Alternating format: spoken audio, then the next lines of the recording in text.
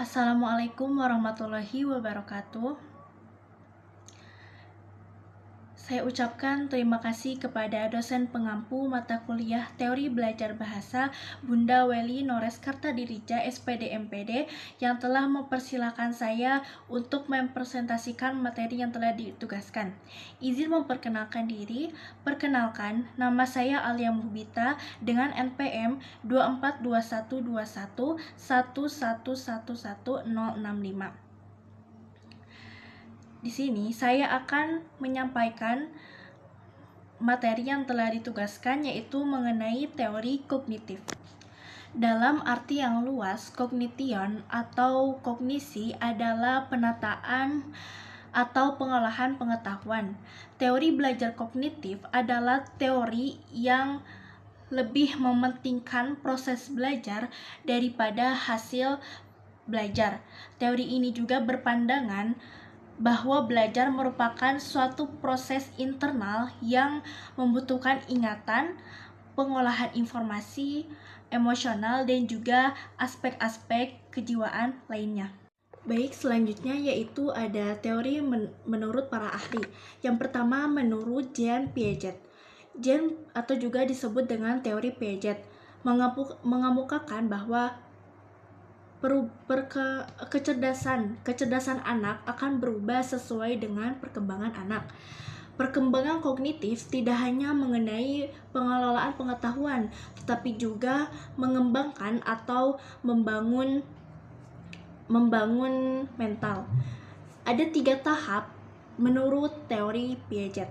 Yang pertama ada asimilasi, yaitu proses menyatukan antara struktur kognitif yang sudah ada dengan kognitif yang baru.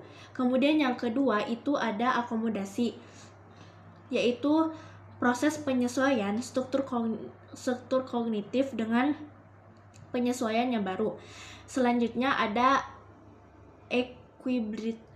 ekuilibritas atau merupakan proses yang berkesinambungan antara asimilasi dan juga akomodasi. Hal ini berguna untuk menyeimbangkan perkembangan anak dan juga untuk memberikan ilmu pengetahuan. Kemudian yang kedua ada menurut James Brunner. Bagi Brunner, perkembangan kognitif seseorang sangat dipengaruhi oleh lingkungan kebudayaan, terutama bahasa yang biasanya digunakan sehingga perkembangan bahasa memberi pengaruh besar dalam perkembangan kognitif. Ada 3 tahapan menurut teori James Brunner. Yang pertama ada enaktif. Enaktif adalah usaha atau kegiatan untuk mengenali dan memahami lingkungan dengan observasi pengalaman terhadap suatu realita. Kemudian yang kedua ada ikonik. Siswa melihat dunia dengan gambar-gambar dan visualisasi verbal. Kemudian yang ketiga ada simbolik. Siswa mempunyai gagasan-gagasan abstrak yang dipengaruhi oleh bahasa, logika, dan juga penggunaan penyimbolan. Kemudian selanjutnya, teori menurut Ausubel. Menurut Ausubel, siswa akan belajar dengan baik jika isi pelajarannya didefinisikan dan kemudian dipresentasikan dengan baik dan tepat kepada siswi atau disebut dengan advanced organizer. Dengan demikian, akan mempengaruhi pengaturan kemampuan belajar siswa. Advanced organizer adalah konsep atau informasi umum yang mewadahi seluruh isi pelajaran yang akan dipelajari oleh siswa. Adapun fungsi dari advanced organizer, yang pertama itu menyediakan suatu kerangka konseptual untuk materi yang akan dipelajari.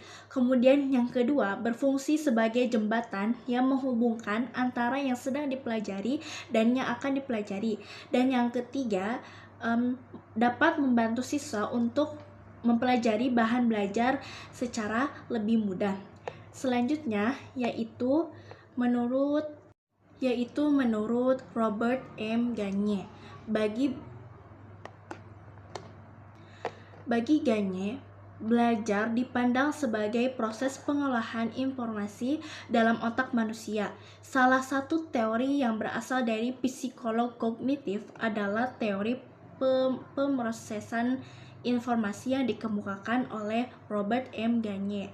Menurut teori ini, belajar dipandang sebagai proses pengolahan informasi dalam otak manusia. Ada lima tahap pembelajaran menurut Robert M. Gagne. Yang pertama, reseptor atau alat indera. Menerima rangsangan dari lingkungan dan mengubahnya menjadi rangsangan neural, memberikan simbol informasi yang diterimanya dan kemudian diteruskan. Yang kedua, ada sensory register, penampungan kesan-kesan sensoris.